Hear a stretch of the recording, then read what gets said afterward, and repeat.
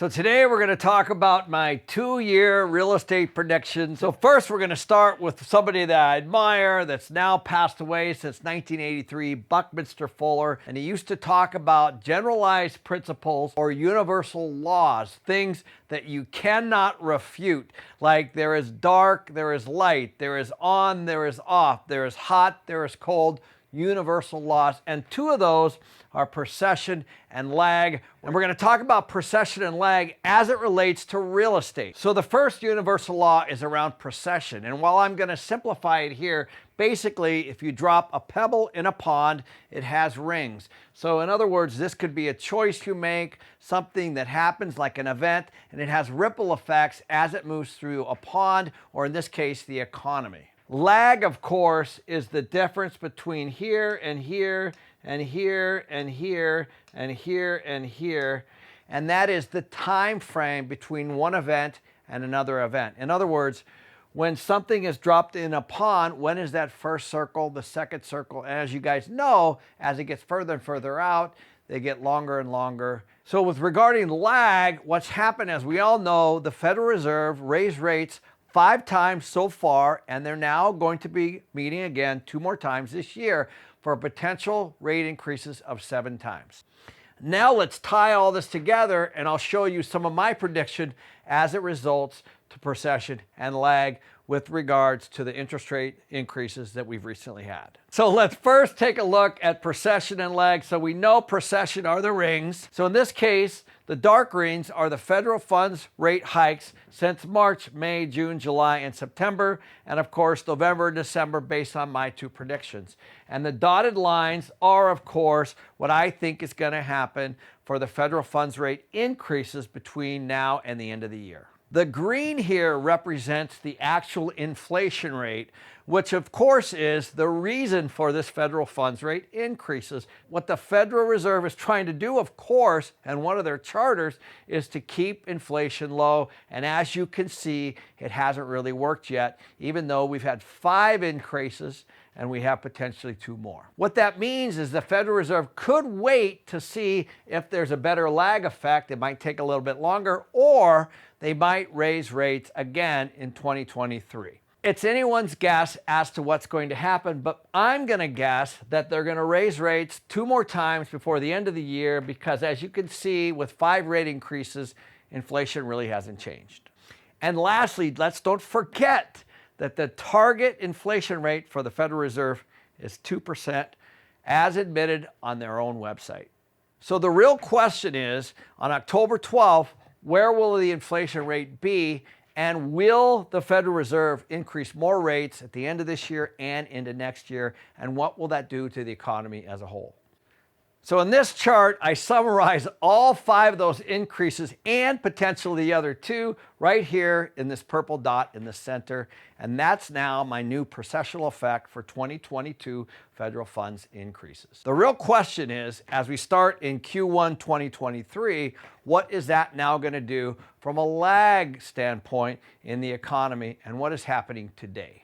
For many of you that are paying attention, you realize that these signs are already here today. So I believe we're going to have 2 more federal funds increases, and we're going to have interest rates around 7%, possibly even 8% in Q1 of 2023. That's going to continue to send consumption down, and people are going to buy less because the cost of money is up. That means less automobiles, less TVs, less homes, all of the things that people finance, which is right now the majority of things people do. In a video earlier this year, I said we're moving to a renter nation. I really believe that these numbers are interesting for you to watch. And right now, the renter percentage is trending somewhere between 35 and 36%. And of course, on the other side of that is the home ownership rate, which is what everybody's watching, which is right now somewhere between 65 and 66%. I do believe that there's a lag in having the inflation come down, and I do believe that the next 2 increases, because of the consumption is going to come down, that we will start to see inflation potentially trend down below 7%. However, let's don't forget that it's still 5 percentage points off of what the Fed want. Real estate listings are going to continue to go up. Real estate prices will continue to go down as there's more and more supply. And unemployment, as of right now, is around 3.7, and I believe that's going to stay pretty steady through these midterm elections. I do believe in the first quarter of 2023, you might see this tick up a little bit. So now, of course, we're going to go to Q1 of 2024. The one thing I want to point out here, while you think that might be so far away, it's only 14 to 15 months from today. This is not that far away. So the first thing that I believe is I believe that we're going to be in a recession sometime in 2023, and we're going to still be in one in Q1 of 2024. So the one thing I do believe is consumption is going to continue to go down because of the lag effect. Remember, this is only 14, 15 months later. And of course, because of lag and inflation rates are already at 8.3, I just don't believe that they're going to be anywhere near their target of 2%.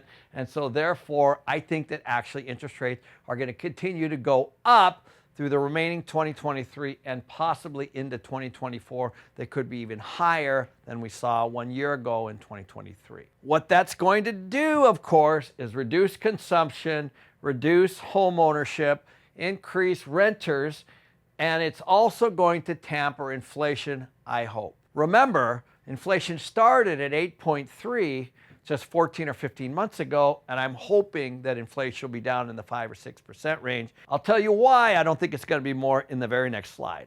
But one thing is for sure, real estate prices are going to continue to go down because there are going to be more listings, and I believe that the Fed is prepared to drive up unemployment, which is also not going to be good for a lot of people. So now let's look at the individual components over here as I think it's going to be, as a lot of people think it's going to be in just 14 or 15 months from now. So let's first start with recession. There are a lot of people that believe we're in one today, and there's a lot of people that believe the Federal Reserve is going to push us into one tomorrow. The bigger issue, in my opinion, is that there's a lot of people believe that there's a 98% chance of a global recession if you just take a look at what's going on in other countries as well. So I believe that what's happening domestically and what's happening internationally, it's all going to point to a recession that's going to hit the United States. So that's why I said that there's going to be a recession in 2023 and in 2024. The second one is consumption. And as you all know, we've all changed our consumption behaviors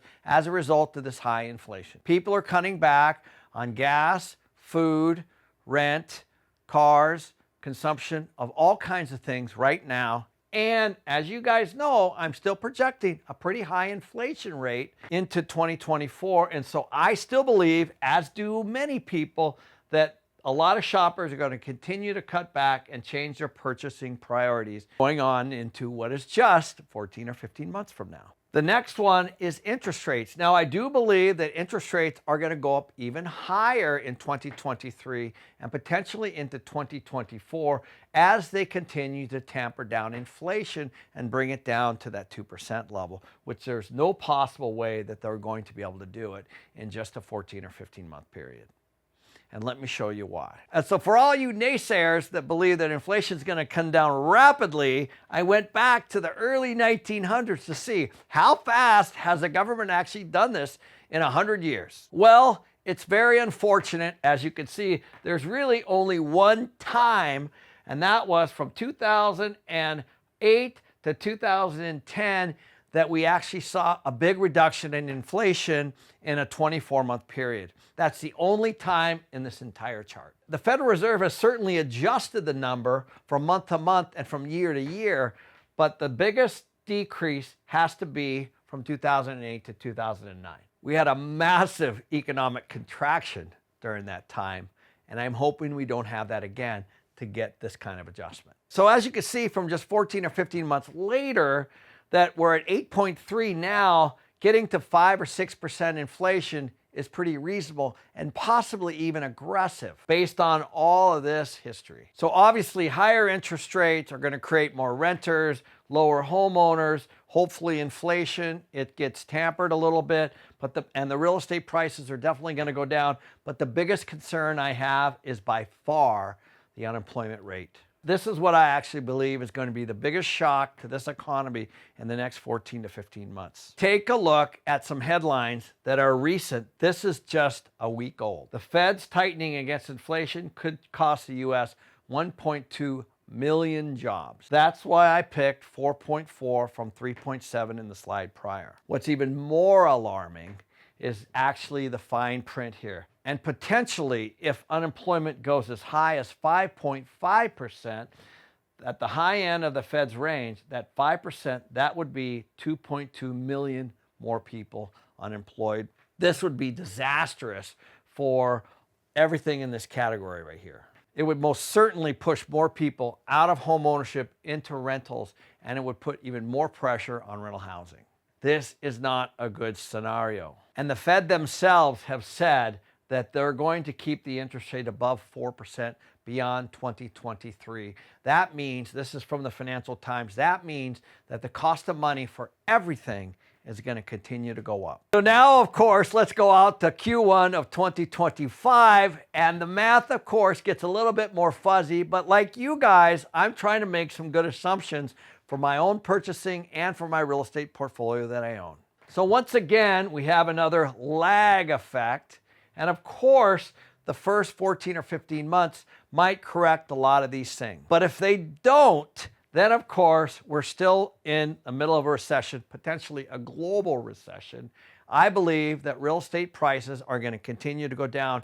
And this is actually when you're going to start to see bank-owned properties and people losing their real estate investments, those kinds of things. Hopefully, the Federal Reserve has risen interest rates high enough to where they're actually coming back down, potentially in the 7 to 8%. At least that's my wish. Of course, I want inflation low, but I just don't think that they're going to get there in a 27-month period as evidenced by history. I think that we could still be in the 4 or 5% inflation time frame, and I still don't think that the Federal Reserve will be done by that point. And the unfortunate thing around all of this high unemployment, this high inflation, and these higher interest rates are that more and more people get pushed out of home ownership and into rentals. And as you can see, we're trending even more toward higher renters at 38% and home ownership at 62%, which is what we saw right before the last financial crisis.